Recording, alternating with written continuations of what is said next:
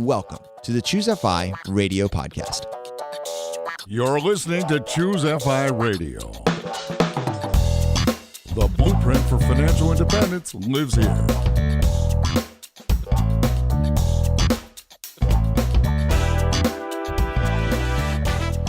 If you're looking to unlock the secrets to financial independence and early retirement, you're in the right place. Stay tuned and join a community of like-minded people who are getting off the hamster wheel and taking control of their lives in the pursuit of financial independence. ChooseFI, your home for financial independence online.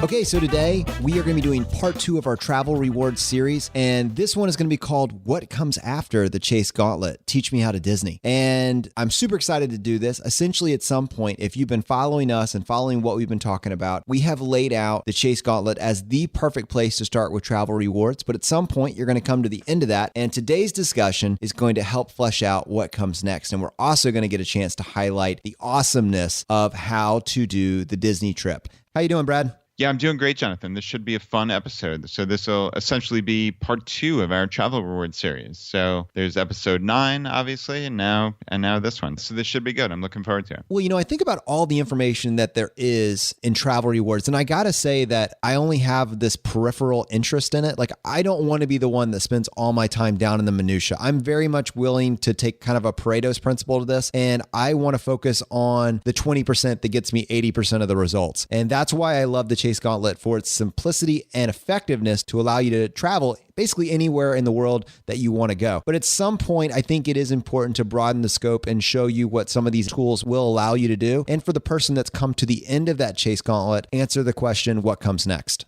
So our community often dictates where this show goes because we want to give you the information that you need in your life. And Sarah had a wonderful question, which she posted on our Facebook community group. And she also sent us a voicemail. And we're going to basically set up this entire episode around this voicemail. Brad, hold on just a second. Let me play this. Hi, my name is Sarah. I am interested in finally starting travel hacking with the credit card programs that I've been hearing about through everybody on the podcast, which is amazing. Thank you for all this information. My question is, as somebody starting out, should I go after the Chase Gauntlet, which I know is super popular, and anyone who started this travel hacking prior to knowing about it wishes they could have started with that? Or, since my husband and I are planning a Disney vacation for next year, should we be following Brad's program from Richmond Saver that's specific for Disney hacking? So, a little side note, my husband and I do have a timeshare from when we were financially insane. Now we have some financial sanity,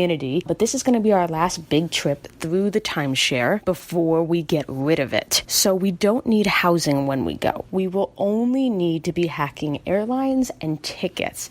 I feel like the airlines is the easy part, but the tickets I know is a little bit more particular. So I'm curious, for something for a very specific trip like Disney, should I be going more geared towards that, or should I really focus on the Chase Gauntlet because this is just one trip and the Chase Gauntlet is going to cover all of those trips thereafter? Thank you for all you do, and I can't wait to hear your feedback. All right, Sarah, that is a great question for sure. And I actually get this exact same question a lot, which is why we're playing it right now. I think this definitely resonates with the audience, both from actually Disney. There are lots of families. I know my family in particular, we went to Disney World 3 years ago, and that was really how I got into travel rewards, more or less. And I will explain that in a little bit. But not only that, but certainly, where do you go after you've opened up a number of Chase cards? I think that is a question that people who are getting into this strategy, they have that question no matter what, because as we've mentioned previously, Chase has the vast majority of the real top tier travel cards. And now with their 524 rule, which is basically if you've opened up 5 or more credit cards in the last 24 months, okay, from any bank, not just Chase, from any bank, including authorized user cards. So if you were an authorized user on your spouse's account, that counts as a card that you've opened.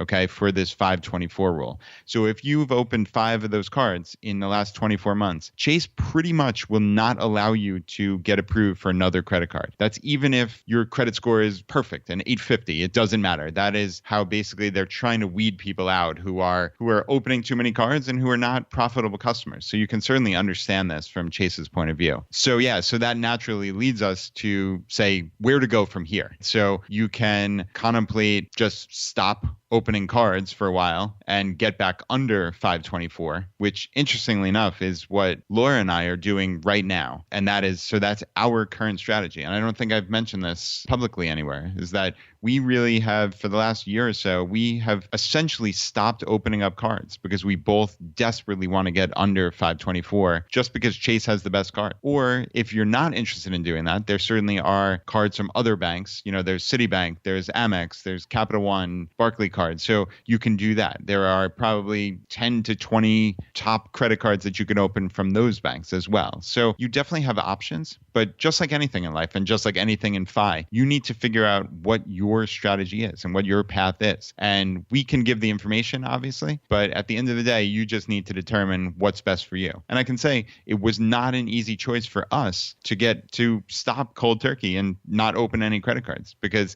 at this point, that feels like a really foreign thing, because we have been opening up cards for the last handful of years at this point. I love that you mentioned again that you guys are going to be getting back under the 524 and giving yourself another shot at it.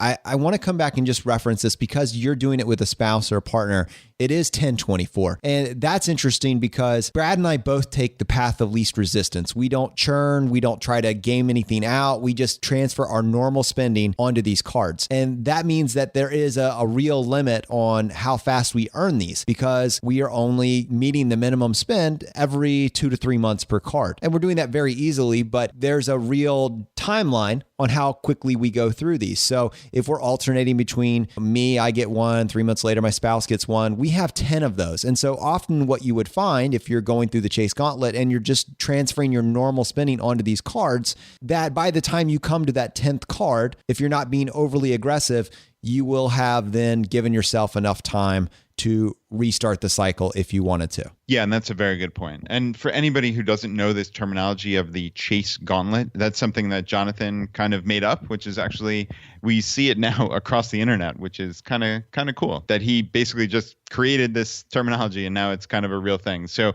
what it is opening up, since as I mentioned, Chase has the vast majority of these top tier cards and they have this 524 rule, you want to maximize Chase cards as best you can. So it was just kind of a strategy to open up 5 Chase credit cards in a 2-year period and kind of do that on a rolling cycle. So that's kind of the very abbreviated Clip Notes version of that. So once you come to the end of this Chase Gauntlet, you need a holding place for all these points. And in my case, I have roughly 350,000 points. I actually still have a few more cards that I can get in the Chase Gauntlet, and I'm spacing them out intentionally just because of my own travel plans. But at some point, you're going to end up with this massive number of points. And it's helpful just from an organizational perspective to maintain them in one place. And so there's 2 premium cards that I really like as a holding account, and they both have advantages and disadvantages, but that is the Chase Sapphire Preferred and the Chase Sapphire Reserve. Now, we talk about the pros and cons of those in depth in episode 9. I will say that I am now using the Reserve as my holding account, and it has some unique advantages to it, which we can talk about in another episode, but that is a great place just to hold all those points. And one of those advantages is that when you redeem travel through the Chase Ultimate Rewards portal, you get a 1.5 cents per point valuation, which gives you some additional flexibility if you were to need that with making a redemption. But Brad, I think what would be cool is if we just set the stage. Let's just say that someone now has completed the gauntlet. They've got all these points either in the Reserve or in the Preferred. That's their holding card that they're using for all these, and they're trying to figure out what is next. I mean, what are your thoughts in terms of what their next play should be if they decide they're not just going to repeat the Chase Gauntlet? Yeah, so I mean, at that point, I guess we're supposing that they've opened no cards from any other banks. So they've obviously maximized Chase cards, and now it's onto Amex and Citibank and Capital One and Barclays. So at that point, we're just maximizing the best bonuses available. So, I mean, just off the top of my head, what I would say is American Express, they also have a transferable currency. Those are called membership rewards points. And those are primarily earned through the Amex Gold and Amex Platinum cards. So there's a personal and a business version of each of those. And now Amex has a different rule, whereas Chase doesn't allow you. They have A, the 524 rule, and B, they also have a rule where you can't get a bonus on the same card within a 24-month period. So for Chase, let's say you did close a card, just for sheer sake of argument, and you wanted to reopen it at some point down the line. You could not do that and get the bonus again if you had last gotten the bonus within the last 24 months. So you have to wait for 24 months after you last earned the bonus. So it's not when you close the card, it's not when you open it, it's when you actually earn the bonus. Now, of course, you want to be a little conservative and let's say add in an extra month just in case there's some argument over the exact bonus date. But with Amex, the way that it works is they actually only allow you one bonus per card per lifetime. So that's a much more restrictive rule because once you get the bonus, that's it. That's all she wrote. So naturally, you want to make sure you're opening these cards when they have an excellent or historically high bonus, let's say. You clearly wouldn't want to open a Delta Amex if it had a 30,000 mile bonus when we see 50,000 mile bonuses pretty often. And there are some other quality Amex cards. So certainly they're hotel cards, at least for the time being. There is a Starwood Preferred Guest credit card by Amex, and there's both the personal and the business version of that. And even though this bonus generally only has somewhere in the vicinity of a 25,000 point bonus, it is a top tier card. So this is one of my top 5 cards, let's say. And I highly, highly recommend it.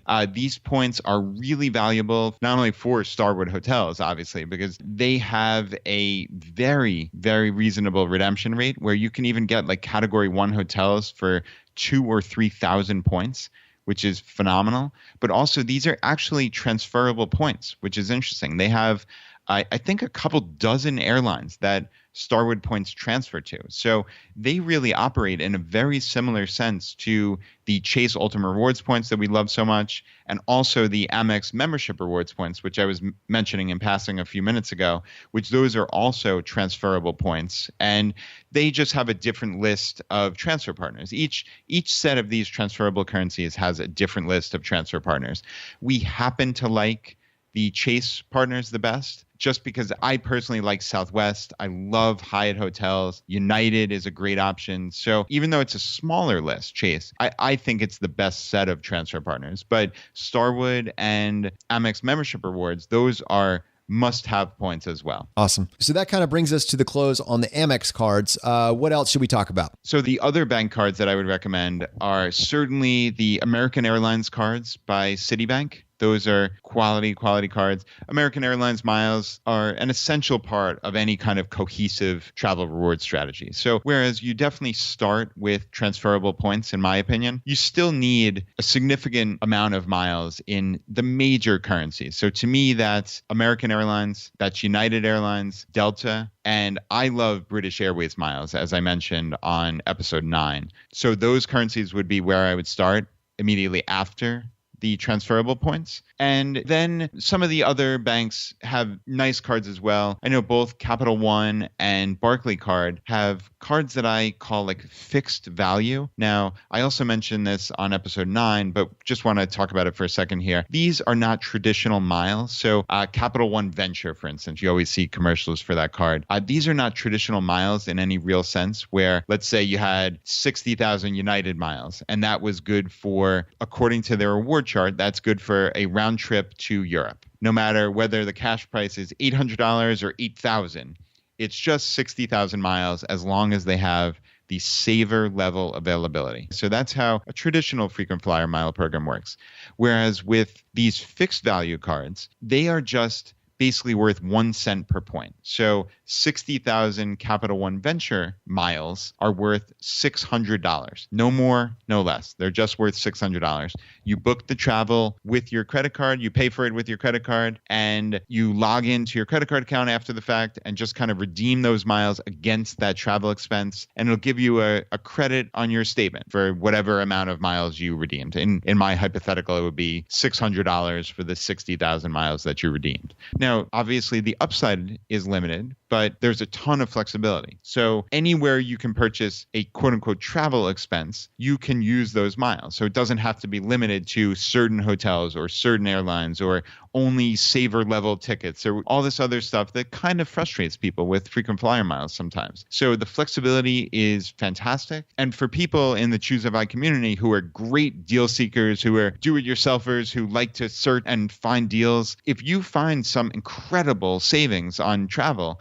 you can pay for it with your Capital One Venture or Barclay Card Arrival Plus and take advantage of that while still using miles to wipe that expense down to zero. So it's the best of both worlds in that regard. So again, even though the upside is limited, those cards are fantastic as well. So yeah, I mean, that's a real quick overview of the non-Chase cards that I would recommend just off the top of my head. I mean, of course, this is not an exhaustive look at every single card. There are certainly top tier cards that I left out of this, but that gives you a very quick overview of where to go from there.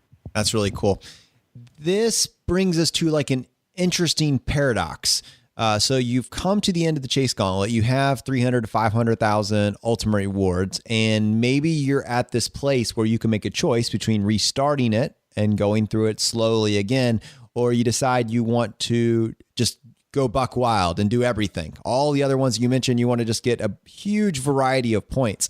And most of us are going to have to make that decision, because if you decide to go that route, you're obviously kicking the can down the road before you would be eligible to redo the chase. And I could see the appeal once you come to the end of the Chase Gauntlet to go ahead and get some more diverse points built into your nest egg. So it kind of almost sets you up for a real decision. And I think part of that would have to be, what sort of trips do you want to make? Yeah, that's exactly right. And that ties directly into Sarah's question, certainly, about Disney specifically. But I think that is a decision point and an inflection point for people who are getting into this hobby or this strategy, whatever you want to call it. For me, if it were up to me and I were doing it all over again, I probably would branch out beyond Chase after you reach the end of the 524. Because at that point, you do want to start earning American Airlines miles and Delta miles and Starwood points and also these fixed value points, like I mentioned. So I think those are really an essential part of any overall cohesive travel reward strategy. So to leave them out, I would have a very difficult time with that, because I just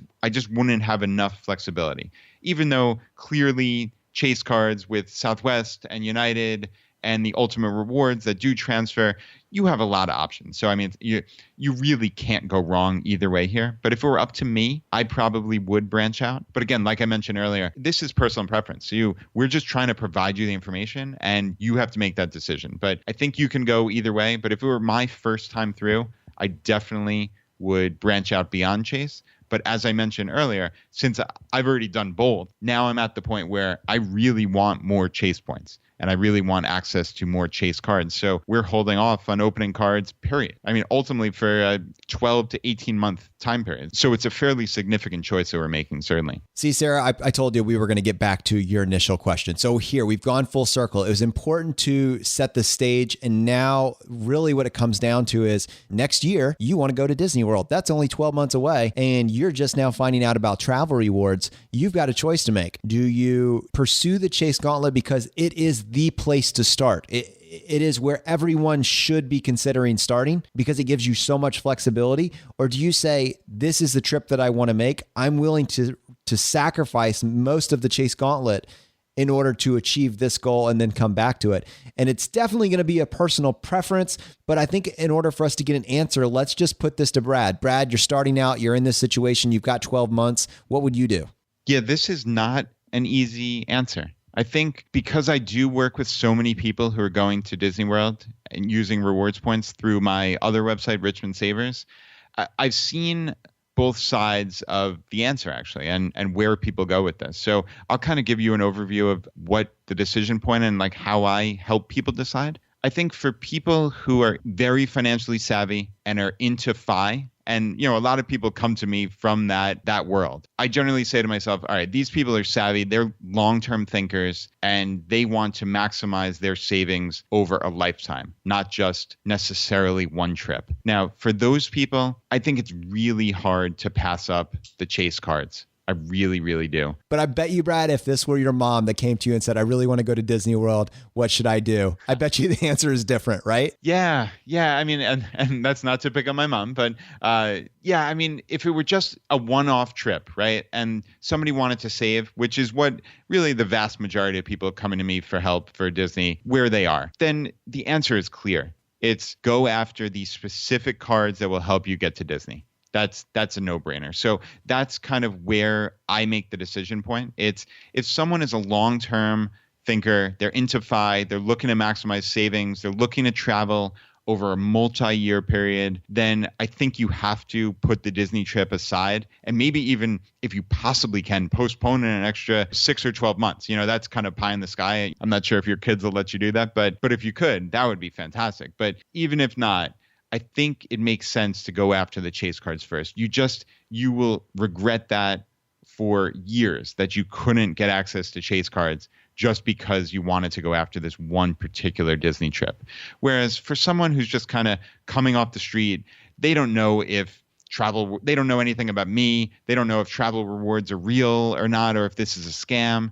Well, then I go for wins, obvious quick wins. And there's no better win than booking the Disney Dolphin Hotel, which is a real luxury hotel on site at Disney, and using Starwood points to book that and saving, $300+ per night, which is a huge savings. You're saying there 5-6 nights, it's $1,500 to $1,800 just for opening up really 2 credit cards. So that is phenomenal. And yeah, you probably actually would have Starwood points left over even on a 5-night trip, which is cool if you open up 2 of those cards. So you could, if you really wanted to, you could stay for 6 or 7 nights off 2 cards. I just think in terms of my own trip, which was 5 nights, but that's what I would do. It would be that win, get these people to Disney, save them really up to $4,000. That's what you could save. And the Disney trip is the easiest, in my opinion, of all the travel rewards trips because there's very little to it. Now that I figured out all the details, which is just, like I said, you use Starwood points to book the Disney Dolphin Hotel. At the time we're recording this, it's a Category 4 hotel, so it's only 10,000 points per night, and you get the 5th night free on any 5 or more night booking. So 40,000 points for 5 nights, which is incredible. So that you're done, boom, just like that with your hotels. And then I would use the fixed value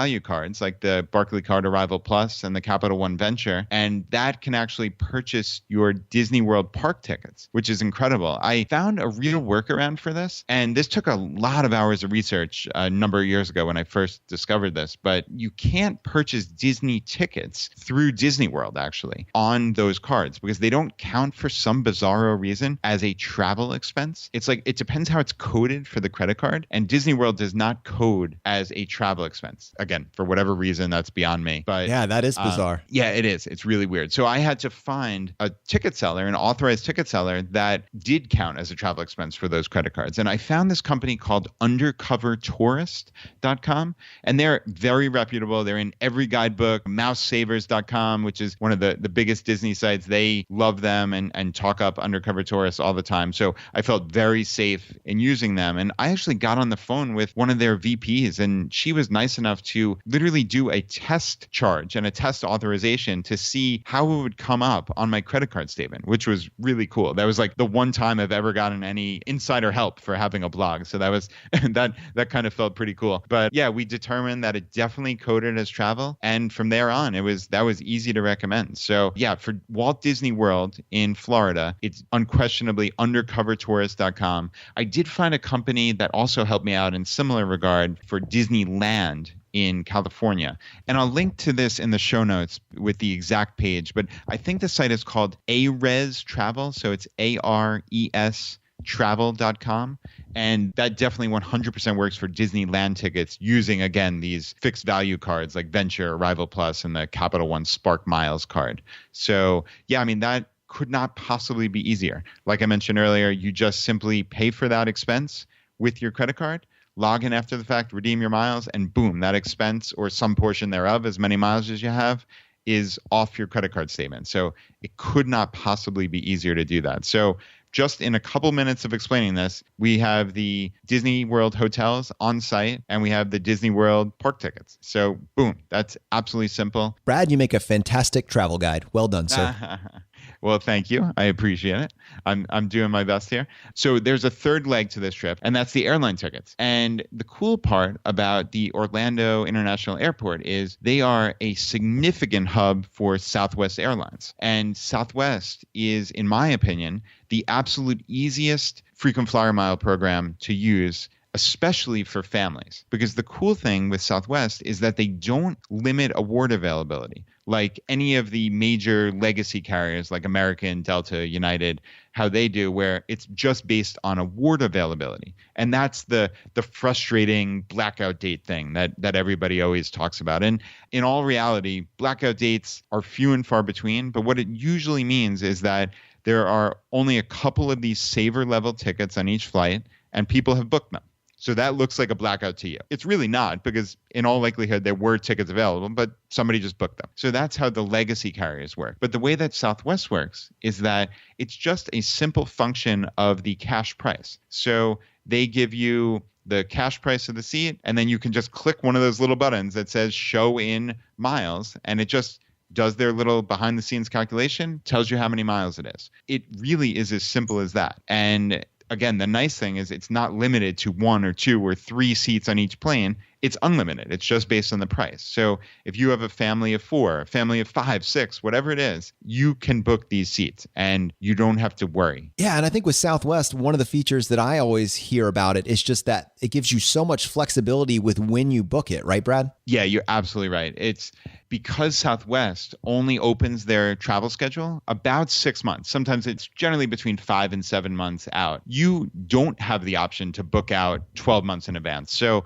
with travel rewards, and the cool thing here is that we're explaining Disney here, but this is really giving the audience an entire overview of travel rewards and how I think about it in general, is that you generally want to book your frequent flyer mile seats on the legacy carriers. You want to book them as soon as they are available because, again, there are a finite number of those seats on every flight and people book these things. So there are different rules depending on each airline, but let's just say it's approximately 11 to 12 months depending on the airline. It does differ, and there are schedules that show that online, but let's just use that as kind of a general rule. So, I mean, you really need to have yourself in gear. You need to plan this out 2 years in advance to open the cards, get these miles, and be ready to book the second these award seats open up. But with Southwest, you can actually do it in reverse. So you can actually book your Disney hotel. Now, there are really only a couple options. Like I mentioned, the Disney Dolphin. There's also the Disney Swan, which is also a Starwood hotel. That is currently a Category 5 hotel, though, and that costs significantly more points per night. But it is an option. But anyway, the one constraint, albeit a minor constraint, in this entire Disney system is that hotel. Because, like I mentioned, buying the Disney World tickets is incredibly easy. Buying Southwest tickets are incredibly easy, and I will finish that thought in a minute here. But that leaves the only constraint being the award availability for the Disney Dolphin Hotel. Now, this is a huge hotel with hundreds and hundreds of rooms, and if you're flexible, which is what I always preach when it comes to travel rewards, you need to be a little bit flexible, right? If you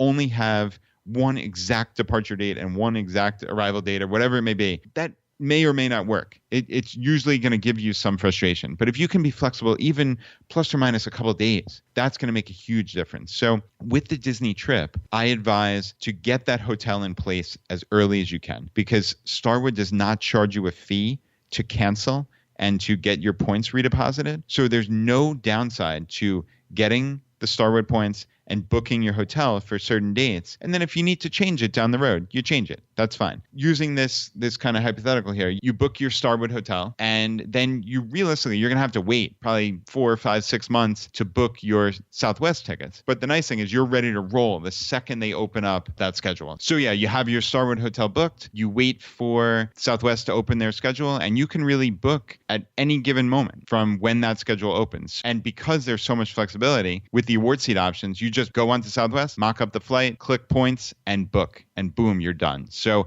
that is not a constraint in the Disney travel at all. And because Orlando Airport is such a hub for Southwest flights, they fly direct from dozens upon dozens of cities in the US. And even if it doesn't have a direct flight, you can almost undoubtedly get a one-stop trip from many of their hubs. Yeah, I mean, that is why I think the Disney trip is really pretty much the easiest. And it also resonates with people because, for better or worse, just about every American family is going to go to Disney World at some point, or their kids are going to beg them to go. So, and it's a high value savings. And I know my family, we saved over $4,000. And again, it was just a nice, easy win. I can definitely, just kind of bringing it back to the larger picture, I can definitely see why someone would want to go for that particular trip first, because it's just such a savings. It's money that's coming out of your pocket regardless, and you can make a case for that. But again, for someone who's looking at the larger picture, the long-term picture, there is the case to be made to go after Chase cards first. So Sarah,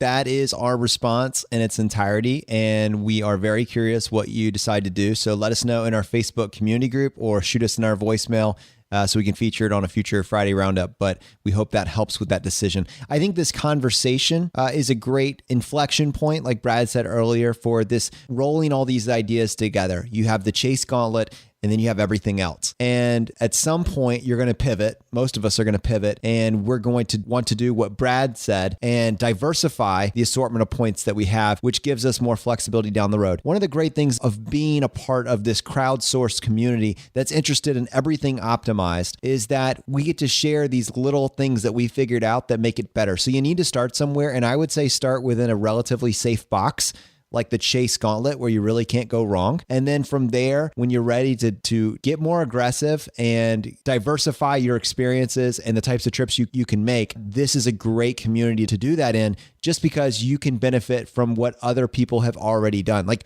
that little tip that Brad gave with the undercover tourist, you would never figure that out on your own. In fact, you would buy your ticket and then just be disappointed with why you couldn't redeem your Barclay cash value points.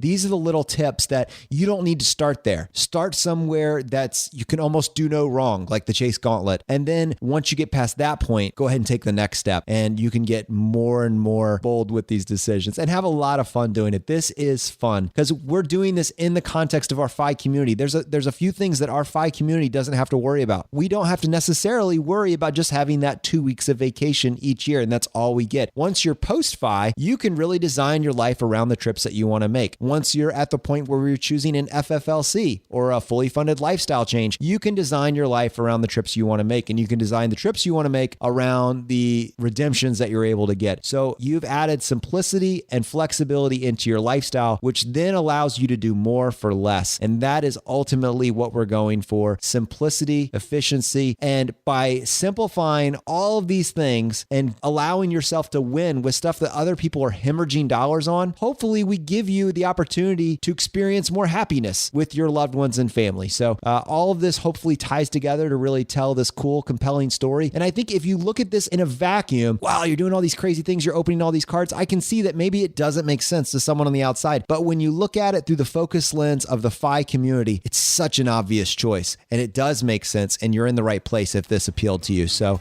thanks for joining us today as we continue to go down the road less traveled. You've been listening to ChooseFI Radio Podcast, where we help middle-class America build wealth, one life hack at a time.